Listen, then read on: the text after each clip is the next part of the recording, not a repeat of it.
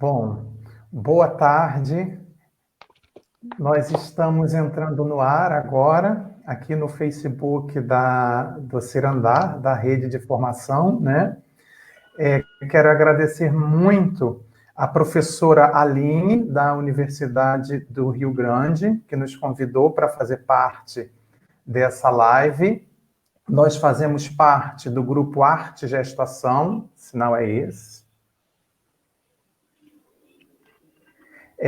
que foi dado por uma surda amiga nossa lá do sul do sul do Brasil, desculpa, do Mato Grosso do Sul, na verdade, a Centro-Oeste. E, enfim, sem me alongar demais, eu estou aqui hoje como convidado para mediar essa live.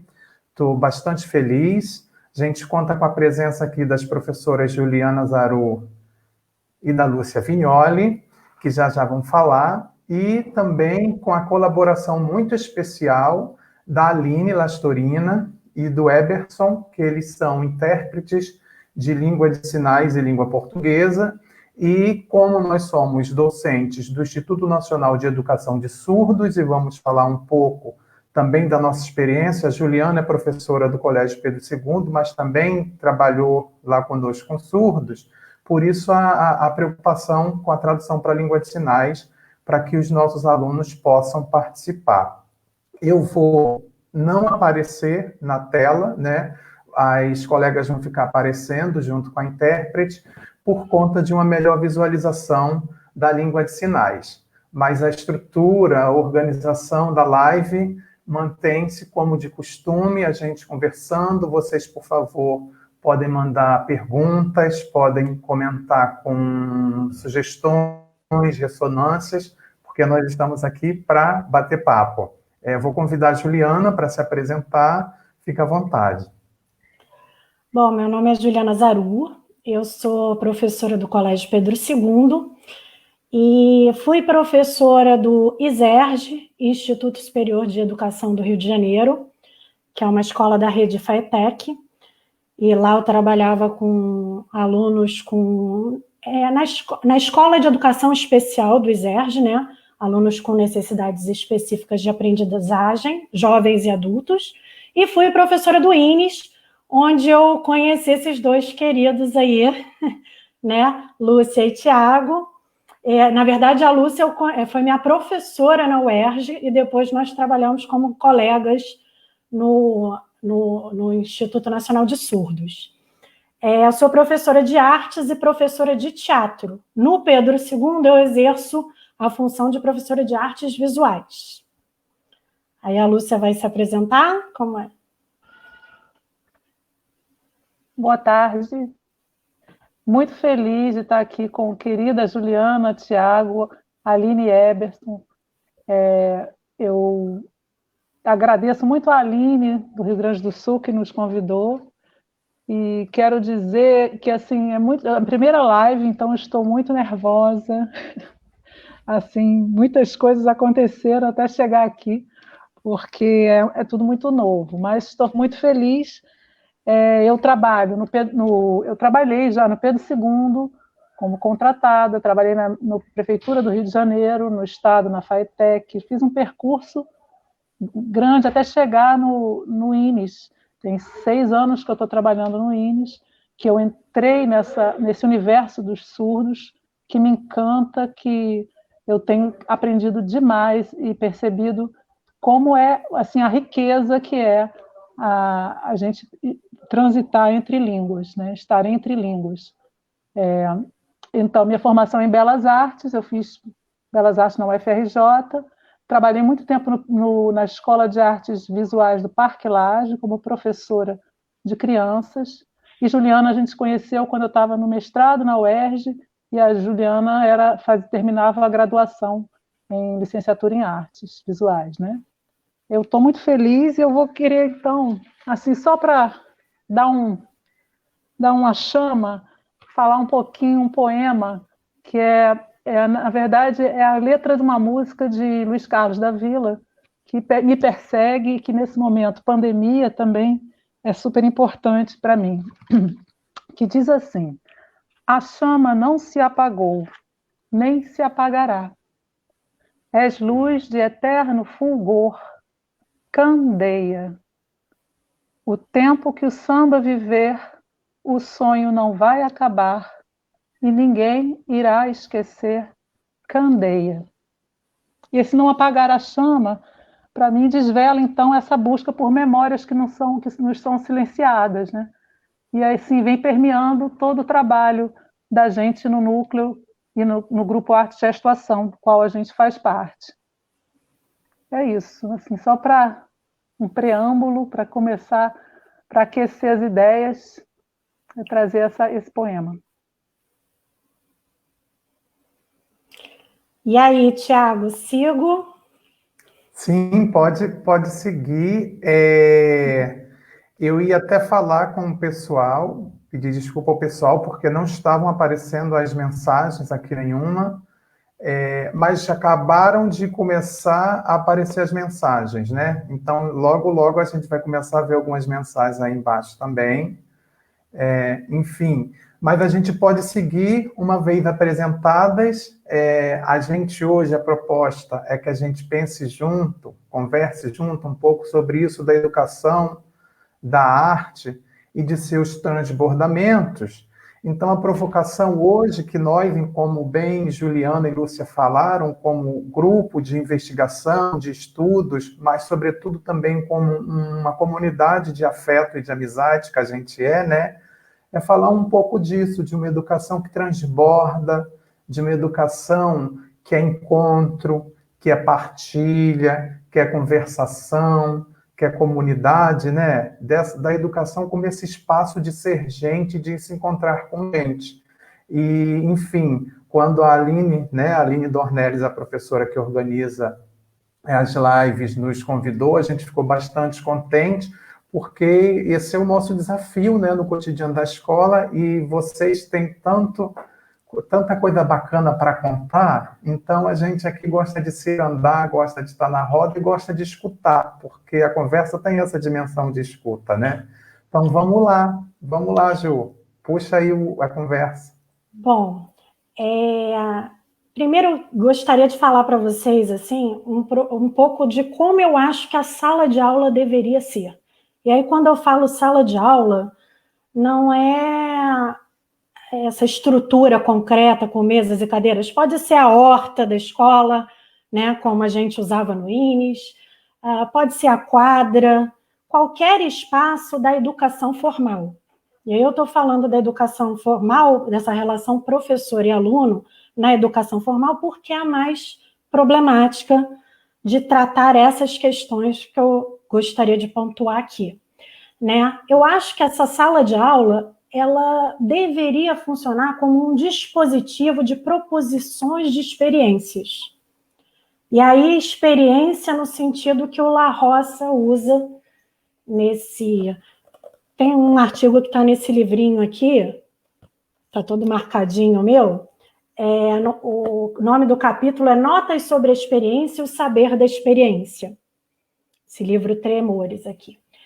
Ele coloca a experiência como algo que nos passa, que nos acontece, né? Não algo que se passa e que acontece, né? Algo que depende do sujeito. Cada sujeito vivencia, passa por aquela experiência e constrói um saber muito particular sobre aquela experiência. E eu acho que é só dessa forma que a gente consegue, pensando a sala de aula como esse loco da experiência, que a gente consegue deixar de formar aquele indivíduo que é reprodutor de informação e passa a contribuir, né, para que o aluno possa se afetar, né, afetar por aquilo que está acontecendo e comece a dar sentido àquilo que o afeta. E, nesse sentido, como professora de artes, eu sinto que eu busco a proposição artística, e eu acho que todos nós, né, do Arte e Gestuação, mesmo os professores que não são da área de artes, trabalham um pouco nessa perspectiva, é a minha interpretação, né, do que eu sinto, a proposição artística, eu busco ela como um dispositivo de experiência. Tá? E eu acho que a arte ela já traz isso, ela traz possibilidades de solução a uma determinada questão, diversas soluções. Quantas dizem respeito a cada sujeito que viveu aquela experiência. Então, cada sujeito constrói um saber sobre a sua experiência e transborda para o mundo numa solução, né? O trabalho artístico, ele tem essa natureza, se bem trabalhado, né? Não aquele trabalho artístico que ele tem um lugar na escola, mas que não é o que eu busco, de reprodução, de conteúdos de história da arte, ou de atividades sensório-motores, ou da reprodução de uma determinada técnica. Não é esse que eu busco. O trabalho que eu busco é o trabalho de experiência, que leve a experiência, que propicie diversas soluções. Isso é muito claro em arte. Se a gente pega o ator, um mesmo texto, um mesmo personagem, interpretado por dois atores diferentes, né? No seu ato criador, ele vai construindo, dando sentido àquilo ali. E o resultado são soluções diferentes de interpretação, nunca é a mesma, né? A gente dá um tema para o aluno, o desdobramento, como cada um, as soluções que surgem daquela investigação são muito diversificadas, né? Então, eu busco esse tipo de trabalho, esse tipo de proposição artística. E outra coisa que a gente investe muito é na sala de aula como um lugar de colaboração, né? De comunhão, de troca, de auxílio mútuo nos termos vygotskianos mesmo, né? E que cada aluno possa contribuir com o seu saber ali para aquela relação de troca. A gente trabalha muito com mesas coletivas quando a gente está no ateliê, com materiais coletivos, que são questões até que me preocupam. Como continuar com isso nesse momento pós-pandemia, por exemplo, né? Como continuar incentivando essa comunhão se a gente vai ter que estar afastado, se a gente vai ter que usar talvez os nossos materiais individuais. Isso numa escola pública traz quebra um pouco com essa questão da comunhão, da colaboração que a gente acredita. A gente vai ter que repensar novas formas de construir essa colaboração e que é necessária ao mundo, né? Esse processo ele ajuda a construir a empatia que a gente está precisando cada vez mais. Cada vez mais a gente está vivendo um Brasil pouco empático, né? Então, a gente tem que trabalhar isso na sala de aula. Uma educação antirracista, feminista, né? Que não julgue o outro, né?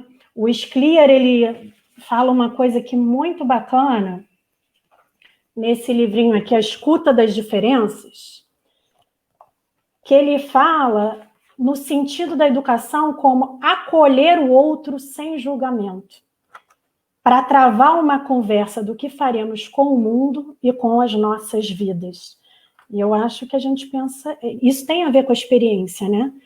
Eu me deixar afetar por aquilo, me redescobrir, né? Me retrabalhar como sujeito e promover uma ação ali no mundo. Me repensar enquanto sujeito e enquanto mundo. E aí, Juliana, já extravasei. Não é que você extravasou, é porque suas palavras me geram ressonância, me geram vontade, me dão comichão, né? Mas a gente, hoje, eu estou achando bastante interessante, porque a primeira live do Cirandar, de que eu participo, eu assisto, com tradução em língua de sinais. Então, assim, a conversa muda um pouco, né? O intérprete fica ali ajudando a garantir a acessibilidade, mas tem a necessidade do revezamento, é por isso que eu chamei também, que está na hora da troca de intérprete. Né? Então, eu vou pedir só um segundinho para todo mundo, que a Aline vai sair da sala e o Eberson vai entrar para a gente continuar a conversa. Tá ótimo. Bom, fizemos a troca, né? Obrigada. Agora continuamos com o Eberson. E para dar continuidade na conversa, várias coisas que você falou que me chamaram atenção. Mas isso de pensar o educativo, a sala de aula, como espaço de comunhão e de colaboração, né? Eu acho que isso é tão importante, é tão vital e realmente é uma incerteza, né? É algo que a gente vive agora, é a incerteza sobre como vai ser depois agora na nosso possível retorno, a gente não sabe se esse ano ou ano que vem para a sala de aula. E eu queria ouvir vocês um pouquinho mais sobre isso, queria ouvir um pouquinho da Lúcia também, como tem sido isso no INES, e queria ouvir você também, Juliana, sobre como tem sido isso de viver a sala de aula como comunhão, como espaço de atenção, de cuidado, de erguer a voz, né? E de afirmar nossos corpos, nossas experiências. Queria ouvir um pouquinho como vocês vivenciam isso na sala de aula de vocês, com os alunos, viu?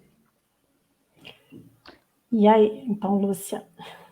Então, eu penso assim a sala de aula como processo vivo, como a obra de arte. E a gente, como Larosa diz, né, é o amor e o tremor. Quer dizer, tem toda uma sensibilidade. Quando a gente está diante do aluno que é surdo, a gente aprende imensamente, porque há uma corporalidade diversa, né, do que a gente da nossa língua portuguesa que a gente escuta. Então, eu penso assim que as conversas, a aula é como se fosse assim uma conversa, um fio de contas. Cada dia que eu encontro, aquele encontro na sala de aula é uma conta que a gente vai colocando naquele fio. E a Libras, ela permeando, ela traz assim para mim uma coisa inédita, inaugural, né? Essa possibilidade. Eu gosto de pensar também a sala de aula como uma feira, onde eu trago meu balaio e ofereço. E ali o aluno traz também algo para o balaio e a gente vai trocando. Assim. Eu gosto muito dessa circularidade, né? Encontrar essa circularidade. E eu tenho percebido, assim, agora quando a gente voltar, como que a gente vai... Porque, por exemplo, eu trabalho hoje com as crianças da educação infantil, que é um trabalho imensamente sensível, de você estar o seu corpo muito próximo, né? São crianças pequenas e eles falam com gestos e mais assim com o corpo mesmo, há um embate do corpo na sala de aula e eu acho que a gente vai ter que ter todo um cuidado, né? A gente tem que toda uma forma de proceder. Eu espero que isso acabe logo, na verdade, porque está muito doloroso, né? Assim, para todos nós, e a gente tem muita saudade dos alunos, imagina como eles estão em casa, né? Porque há muita angústia, né? Muitas incertezas, né? Nesse caminho pantanoso. A gente gosta muito de trabalhar as sensibilidades, as sutilezas. Então, na nossa projeto do Arte de Gestuação, há uma horta, que nós nomeamos de horta oca. É uma horta para justamente cultivar ideias, cultivar o estar junto, né? O convívio. E também aprender sobre valores, né? Valores e também sobre histórias de nossos povos originários, conhecer um pouco sobre as plantas, sobre saúde, sobre agroecologia. Então, é todo um cruzamento, uma confluência de assuntos que vão se encontrar nessa horta, né? Desde o alimento que nós ingerimos, as cores dos alimentos. Então, a gente também tem uma performance que a gente faz no nosso grupo de pesquisa que se chama Natureza Viva, uma ação performance coletiva, banquete coletiva, que é justamente dispor um papel branco no qual a gente oferece frutas e lápis e vamos desenhando e degustando as frutas. Às vezes acontece da gente ler poemas ou de conversas acontecerem. Já fizemos em várias situações, inclusive no INES, na Semana da Alimentação Saudável, que foi em 2017, sempre para plantar essas ideias, plantar mesmo a vontade de desejo de estar junto, né? Então, teve uma ocasião que a gente estava num momento de paralisação e fizemos, então, Juliana estava presente, participou ativamente, nós fizemos uma plantação de palavras nos jardins do IMES. A gente escolheu um poema, traduzimos para a língua de sinais e os alunos escolheram palavras desse poema e pescaram as palavras que havia um texto todo, um varal com o texto do poema, e aí pintaram placas e colocaram nos jardins. Então, a gente vai trabalhando nesse trânsito, né, entre línguas e também entre as diversas disciplinas, os diversos assuntos, nessa transdisciplinaridade, né, do transbordar a escola. A gente tem trabalhado também com uma dinâmica que é os estandartes.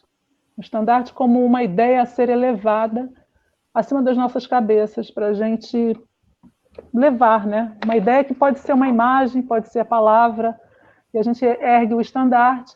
E aí começou, assim, que a gente foi convidado para fazer uns estandartes uma marcha pela vida das mulheres e pela agroecologia na Paraíba, e aí foi contaminando e a gente foi agregando a outros projetos e processos. Nós pintamos, então, estandartes pelo Dia do Surdo, do Setembro Azul, fizemos assim, fomos provocados pela professora Júlia Benjamin de História, que nos convidou para participar de uma celebração pelo Dia Internacional da Mulher Negra, Latino-Americana e Caribenha. Daí fizemos estandartes, e aí fui percebendo que os alunos, na sala de aula, a gente trouxe todo um manancial de documentos, imagens e informações visuais, e eles vão para o seu celular e captam algumas imagens e vão traduzindo para o estandarte, pintando, né, mulheres negras, e com uma coisa assim tão forte, né, que a gente mostra em toda a marcha que tem agora, todo ano que tem na Paraíba, eu levo um estandarte da mulher negra feito pelos alunos do INES. Enfim, então, a gente vai transitando nessas práticas que são de conversa mesmo, como uma metodologia, como o Tiago mesmo nos aponta, né, que é a nossa As rodas de forma. conversa nos dão os caminhos, né, do que a gente debateu, os temas que a gente debate em sala de aula, né? Isso. É isso. É estar em roda, né? Sempre nessa força, né? Que é essa circularidade, né? Me fez lembrar a Ana Paula, Tiago, a Ana Paula Venâncio, né? Que fala muito dessa circularidade também. Me ocorreu aqui Dá para falar ou você quer acrescentar, Tiago? Não, vamos. Eu vivi uma experiência no ISERJ com jovens e adultos com necessidades específicas que tem muito a ver com essa questão da comunhão e da experiência de cada um, né? Numa roda de conversa, não lembro exatamente o que estava sendo mostrado, um aluno virou para mim e falou, eu não sou especial, eles se nomeavam assim, né? Porque eram alunos que estavam excluídos na educação, num espaço de educação especial. Ele virou para mim e falou, eu não sou especial, a escola é que me fez assim. Quer dizer, a partir de uma fala dele, aquilo me atravessou de uma tal maneira, eu perguntei, mas por que isso? Ele falou, porque meu colega lá do outro lado, que era o outro lado da escola que estavam os normais, né? Meu colega lá do outro lado, ele também não sabe ler e escrever direito, mas ele não é especial, né? Ele está na educação de jovens adultos, ele é trabalhador. Eu não. Eu estudo numa escola especial desde cedo, então eu estou marcado por essa questão de ser, ele não usou essas palavras, né? Mas é como eu estou me recordando, de ser alguém especial. Quer dizer, ele nunca leu Foucault, nem nada disso, mas me trouxe essa interpretação. E aí a gente ficou discutindo ali quem cria, quem nomeia, quem tem o poder de nomear quem é anormal, quem não é normal, o que é verdade numa sociedade, que marcas as palavras trazem para a gente, né? E aí, a partir dali, eu fiz, por exemplo, um trabalho com eles, com cultura visual, que a gente também, eu repeti parte desse trabalho lá no INES, que a gente começou a analisar criticamente como a pessoa especial é retratada em revistas, jornais, obras de arte, filmes, né? Quando é retratada, né? Então, a gente começou a analisar essa política de, entre parênteses, visibilidades das pessoas com necessidades específicas de aprendizagem. E aí isso resultou em diversos trabalhos artísticos buscando se repensar, né? Porque eles compreenderam que essas imagens forjam maneiras de olhar para eles, né? Essas imagens também forjam autoconceito, um autoconceito que eles têm, formam de ser especial. Então, eles perceberam, poxa, a gente só é retratado como alguém incapaz, como coitadinho, como aquele que precisa de ajuda. Então, a gente fez uma vídeo performance. Um dos trabalhos que resultou foi uma vídeo performance que eles escreveram palavras que marcaram eles, rótulos, e aí eles colavam o rótulo na testa e arrancavam aquele rótulo. E muitas palavras como burro, imbecil, demente, palavras ligadas a esse fracasso escolar, né? Marcado por um olhar que aceita a ordem natural das coisas, né? Como o Scliar diz. É um olhar que ele limita, né? Cria uma verdade sobre aquele aluno e eu olho aquele aluno, aquela pessoa, aquele ser humano, como se ele não tivesse potencialidades e funcionalidades. Eu limito, é um olhar que encarcera, né? O olhar do estereótipo.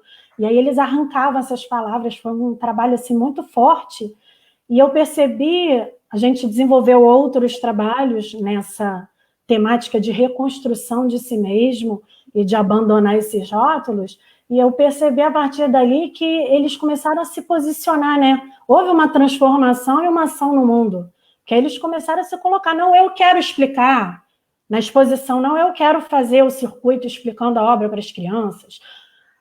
Criaram projetos de falar com a direção do ISERJ, olha, isso daqui está quebrado, tem que ser retirado de lá, é perigoso para os alunos. Quer dizer, eles começaram a atuar e buscar uma atuação dentro da escola. A maioria deles, eu percebi, começaram a frequentar passeata, na época era aquela época das ocupações das escolas. Enfim, aí a gente percebe que de uma roda de conversa, às vezes de uma frase, olha o potencial para um universo desconhecido de criação que a gente nem sabe onde vai dar, né? E é muito forte, é tão bonito isso, né, Juliana?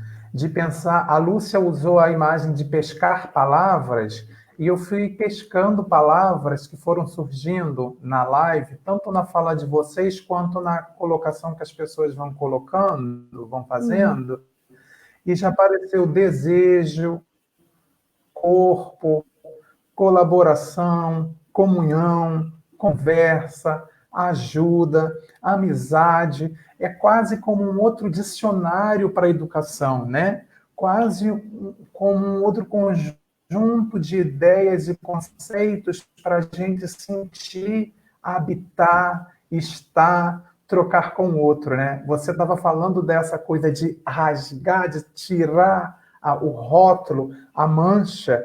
Para mim foi tão forte isso, porque me lembra também de uma experiência em sala de aula com alunos surdos, sabe? Disso de tirar a mancha. Um dia entra um aluno, eu posso falar o nome dele, porque ele é adulto, ele me autorizou, enfim, o Roberto Carlos, não, é que é o nome de cantor também. Eu tenho 2 alunos com nome de cantor, esse outro é o Fábio Júnior. Fábio Júnior, Lúcia. Isso. Ele entrou muito enraivecido na sala de aula, com os papéis na mão, as folhas em branco, nervoso, gesticulando com aqueles papéis. Eu achei tão estranho aquilo, porque o Fábio Júnior é tão tranquilo, né? E aí eu perguntei para ele o que aconteceu. E aí ele falou que foi uma droga, que ele fez a prova, que tinha tirado 0 na prova, e aí eu peço para ver a prova dele. E ele me mostra a prova dele, que ele tinha feito em outra turma, não, em outra turma não, em outra disciplina com outra professora, né? E aí, quando eu vejo, ele tirou um 0 redondo na prova, um zerão, estava puto. E, para minha surpresa, a prova tinha sido sobre assuntos que a gente cansou de ver em sala de aula, bater papo, conversar em língua de sinais, assistir vídeo, ele participar. E aí eu pergunto para ele o seguinte: ué, Fábio Júnior, mas como assim? Esses assuntos aqui dessas atividades, você faz, você bate papo, você conversa com os colegas tudo na sala, você não conseguiu fazer por quê? E aí ele parou, ficou me olhando e respondeu assim: ué, a professora me pediu para responder, não perguntou se eu sabia. A prova era toda em português, né? E assim, essa fala dele me afeta, porque para pensar a educação e viver a educação como esse espaço de conversação, a gente precisa também de um tanto de sensibilidade e de abertura ao outro, né? E aí eu vou convidar a Lúcia para entrar nesse papo também, mas vou pedir só um segundinho para a gente trocar de novo de intérprete, agradecer ao Eberson, porque a Aline já vai voltar para a sala. Bom, vou trazer Lúcia de volta também para a sala, vou pedir licença da sala, porque eu queria ouvir vocês também um pouquinho mais sobre esse papo, sobre essa conversa de pensar a educação como esse espaço, né? Me vieram duas frases, assim, uma frase de Clarice Lispector que fala que palavras são pedras duras, nada tem a ver com as sensações, que são, eu não me lembro quais são as sensações, mas são coisas sutilíssimas, são coisas muito assim frágeis, muito lindas, né? E aí eu venho assim de encontro com que a Juliana, né, contou dessa experiência no ISERJ, que é realmente uma escola que encarcera e que te bota rótulos. Como é que você vai crescer, né? Eu penso muito numa política da amizade, numa ética da amizade para a sala de aula. A gente trabalha nessa frequência, nessa sintonia, né? O aluno na roda de conversa e a gente promover essa comunhão e esse encontro na sala de aula, que é carne viva, que é viva, que é a obra de arte, né? No meu entender. Dando palavras no INES, né, Lúcia, teve muito essa questão, né? Foi ao contrário disso, porque não eram aquelas palavras que te rotulavam, eles plantaram as palavras belas, as palavras que libertam, que palavras que eu quero para o mundo, não é? Era contraponto, né? Um contraponto. Depois a Joana, nossa companheira lá, fez um trabalho lindo que era o abraço das palavras. Ela fabricou tintas com terra de vários variados tons, e aí ela foi pintando com as crianças do ensino fundamental 1, que pintavam em volta das palavras que foram pintadas na nossa horta. Que aí é muito engraçado as escolhas, né? O que você quer plantar no mundo? Afago, amor, sincero. Aí surgia também uns caligramas, assim, que eram palavras com imagem. Por exemplo, valorizar aí uma imagem de coração. Então, como esse entendimento a Libras e a língua portuguesa, como é que elas podem gerar outros signos, né? Outras formas, né, de comunicar e de falar, inclusive de uma dimensão poética forte, né? E afeta a gente também. Eu penso assim que me retroalimenta muito esse encontro com o aluno, e com os alunos diversos, dos pequenininhos aos grandes. A gente acaba tendo assim vive muito um processo artístico, né? Artístico verdadeiro, plural. Assim, a horta também gerou, pintamos placas com os nomes dos alimentos, sinalizamos alguns alimentos que a gente tinha plantado, colhemos uma mandioca, mas que não ficou muito... Assim, a ideia da horta é um espaço pequeno e a gente era mesmo viver essas sensibilidades, né? Então, foi muito intenso, foi muito bonito. A gente desenhou também, por exemplo, como é que a gente vai mostrar para a comunidade, né, o que é a horta. Vamos fazer um desenho da horta com os grandes, né? A gente desenhar, fazer como se fosse uma comunicação visual do que é a horta. Então, foi assim, deu para esparramou, transbordou para tudo que foi lado. Até brincadeiras na horta, a gente levou eles para brincar ali perto da horta, né? Fomos também... tivemos assim, a ajuda de alguns alunos de Ciências Ambientais da Unirio, que deram um impulso grande, fizeram vivências de plantio, e que foi muito, muito interessante. A gente tinha, nesse momento, eu tinha um aluno que era incluído, um aluno que chega no Instituto, o Gustavo, que hoje está no noturno, ele chega no Instituto sem língua de sinais, também não fala, mostrando uma habilidade imensa com papel, dobradura, e fabricando carrinhos e coisas com papel. E a gente, a Patrícia, que trabalhava com ele, era mediadora dele, me traz, Patrícia Barcelos, para a sala de um 7º ano, me pede para ele frequentar aquela turma. E aí a turma acolhe, é super interessante, porque eles já acabam dando um sinal para ele, e ele fica com aquela turma, fazendo os trabalhos propostos para a turma, voltando para os seus carrinhos dobrados, de dobraduras. Então, foi assim uma riqueza, porque ele, aos poucos, foi começando a sinalizar, e o trabalho da mediadora também é assim, importantíssimo. Muito importante. Então, são essas coisas que nos dão, assim, nos espantam, né, Tiago e Juliana? Assim, a gente se espanta na sala de aula e vem para casa e não para de pensar, e tem sempre alguma coisa que a gente lembra de um aluno ou de um processo de um aluno.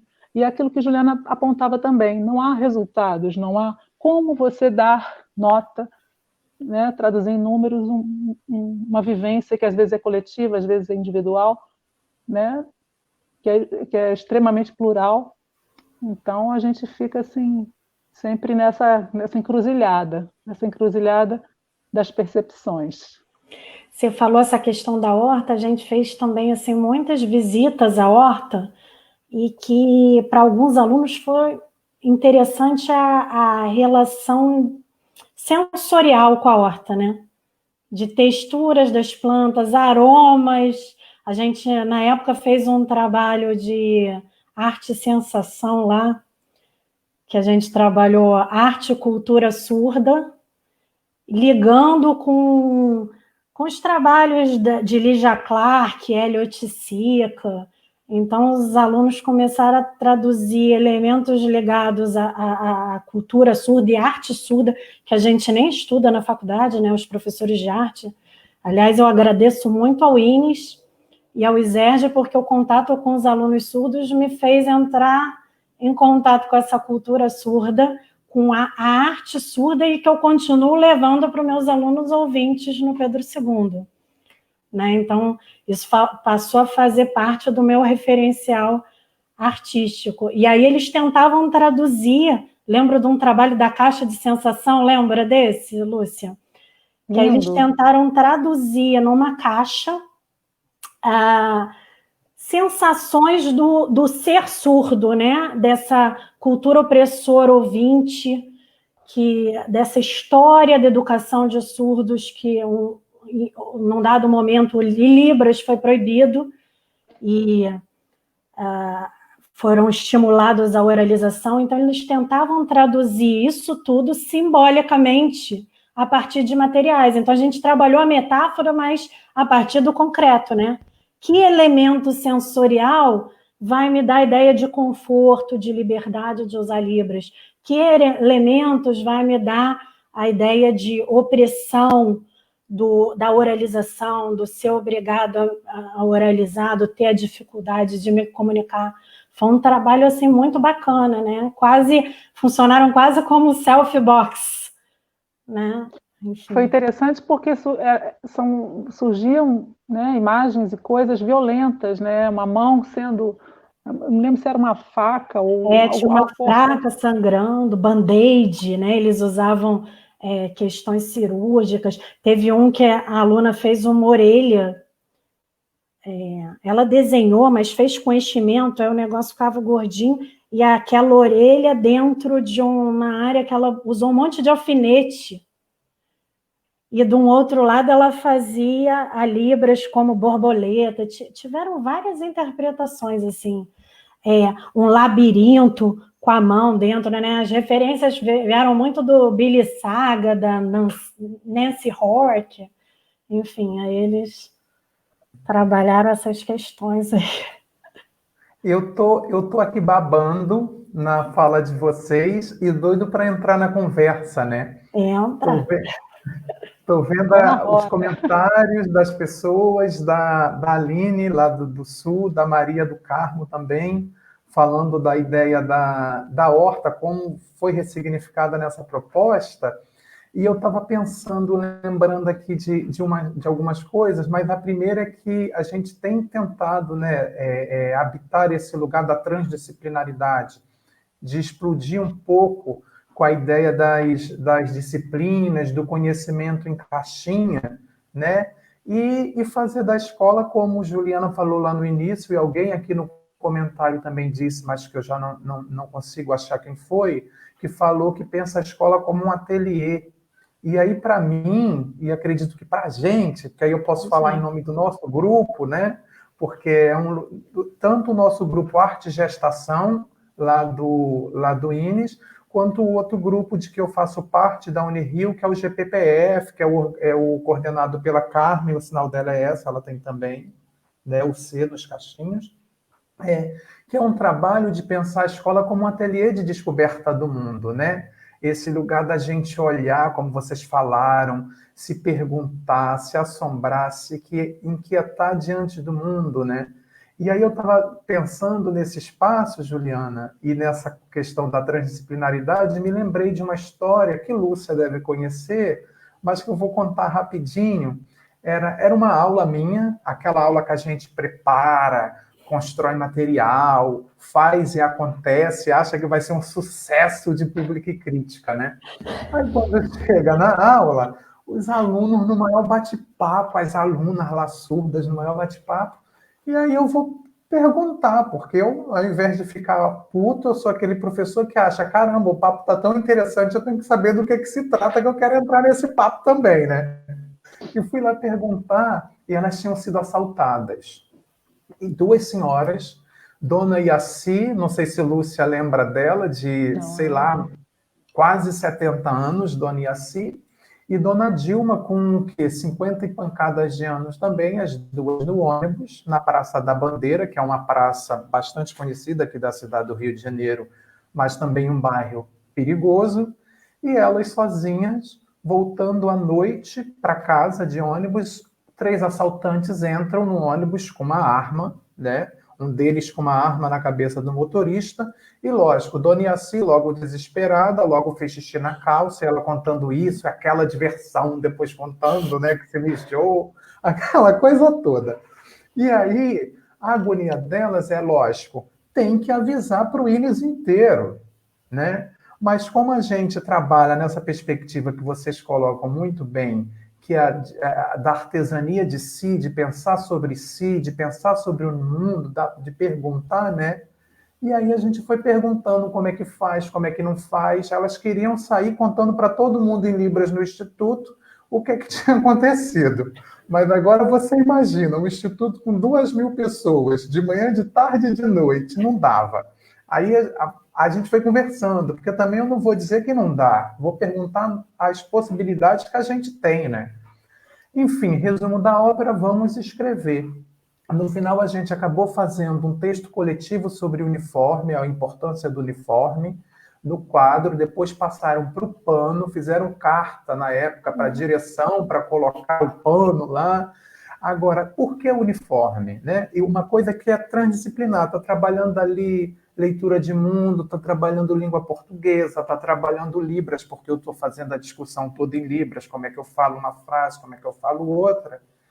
E a importância da cultura surda, porque, para mim, logo quando ela falava do uniforme, é estranho a importância do uniforme, mas na experiência dela foi o que a salvou, porque quando ela fala para o bandido, sem saber falar, mas mostra para ele o uniforme com o nome Instituto Nacional de Educação de Surdos, o bandido lê, vê o material dela e não as assaltam.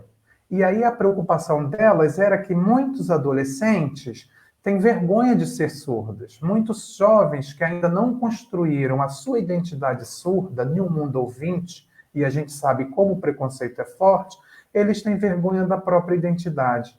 Então, muitos surdos tiram o uniforme quando saem do INES e ainda colocam fone para fingir que são ouvintes na rua. E aí a preocupação delas era eles entenderem que o uniforme é um dispositivo de até segurança na rua para o surdo. Por um caso de ser abordado por um policial, a gente sabe que a polícia mata preto e pobre, a verdade é essa, né? E muitos surdos são da periferia. A gente sabe o perigo que é um assalto no ônibus, como foi a experiência da estudante. Então, o texto, o conhecimento está para aí, como dizia Paulo Freire, para além da leitura e da escrita, da palavra, né? Para a leitura e da escrita do mundo, como vocês bem estão dizendo. E aí eu queria só trazer essa provocação, falar que eu vou mudar de novo a troca dos intérpretes, tá?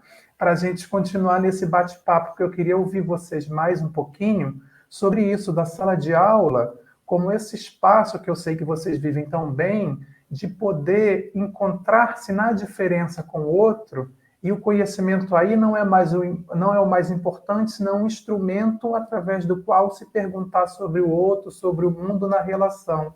Uma forma da gente se ver sem se manchar, né? Enfim, vou trocar rapidinho a linha aqui, o Eberson, e a gente já continua conversando.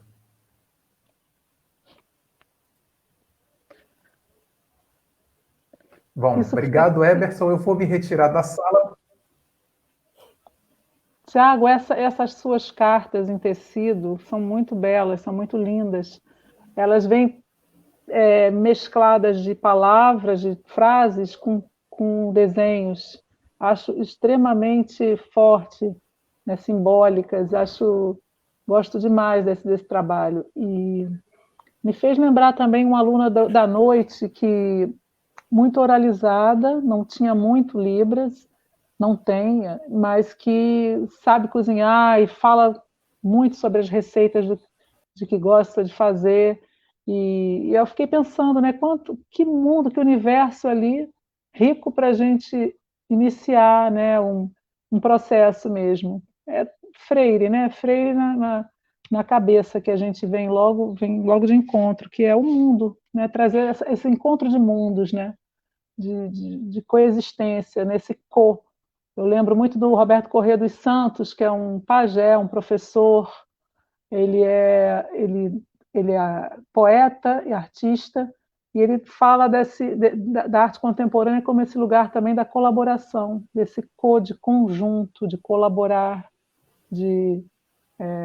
então é esse corpo que a gente tem que está junto. Hoje, né, nós estamos sob pandemia, né, e a saída é coletiva, né, entre nossos pares, entre nossos alunos, a sala de aula é a roda, né, onde a gente vai ter que se reinventar. Já estamos nos reinventando em casa, nos encontrando dessa forma por live, né, que são novos modos para a gente assim, experimentar.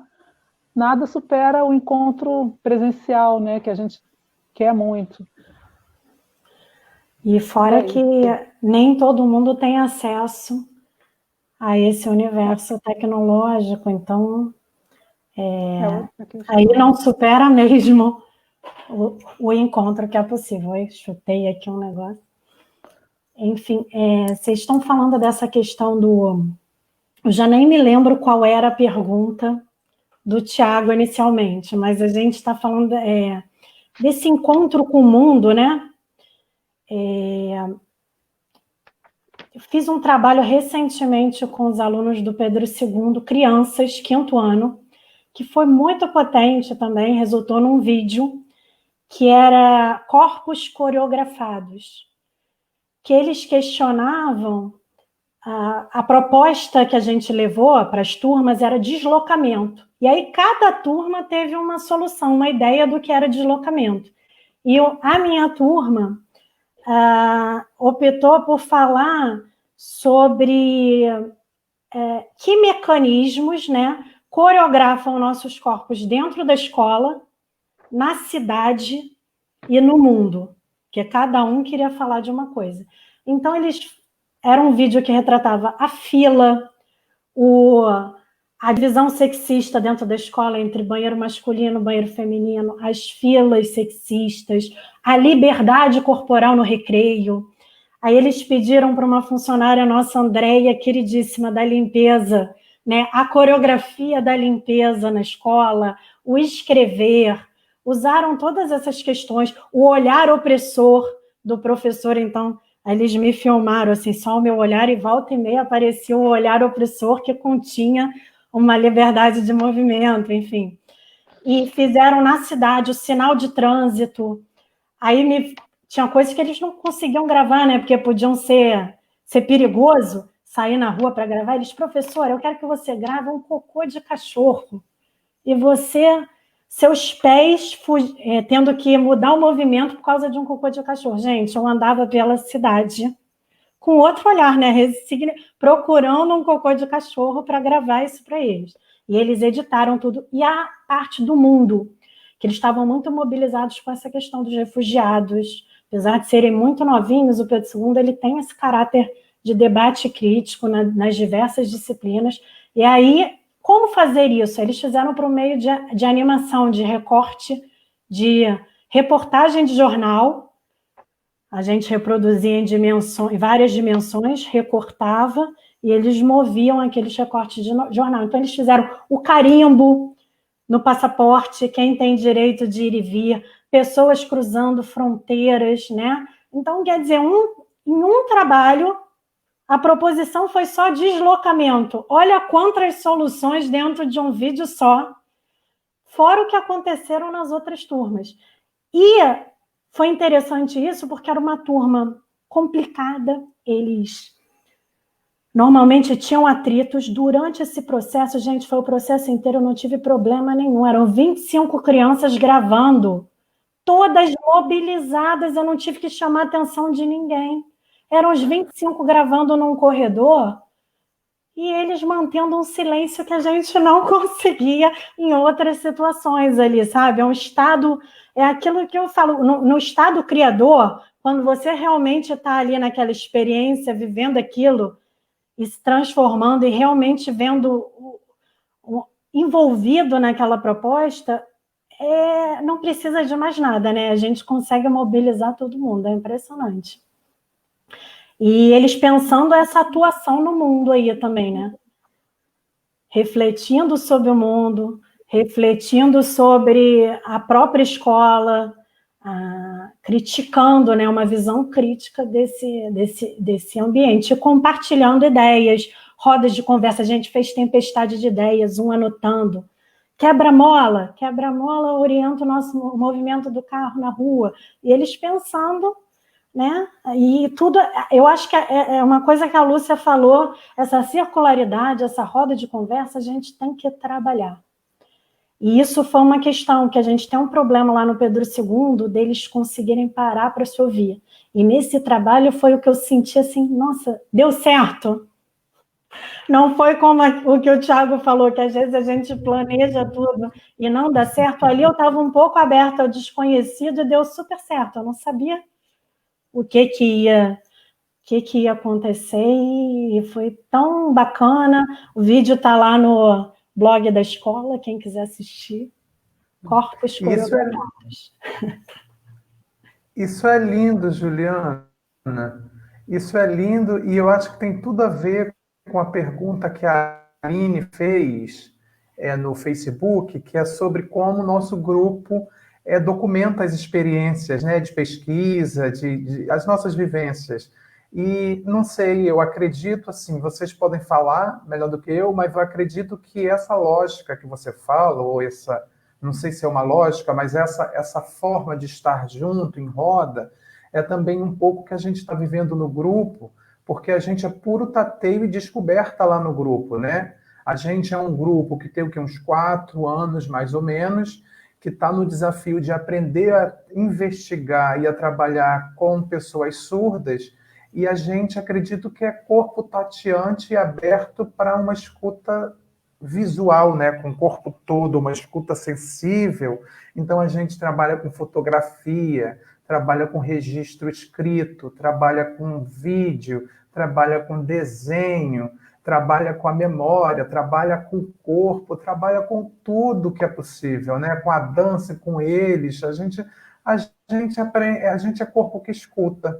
O que vocês pensam sobre isso? Eu queria convidar vocês para pensar rapidinho sobre isso e a gente ir se despedindo, infelizmente, por conta do tempo. Falei para vocês que passa muito rápido, mas, enfim, queria escutar rapidinho vocês sobre isso. Essa escuta visual que a gente é um exercício, é um faro, né? A gente tá sempre com um faro animal, né? Tentando, tateando por onde ir. Eu acho que essa ideia da contaminação também me veio muito nessa proposta da Juliana, que vai contaminando e aí eles começam a descobrir coisas que você provavelmente não percebeu que ia rolar nessa corpo-coreografia.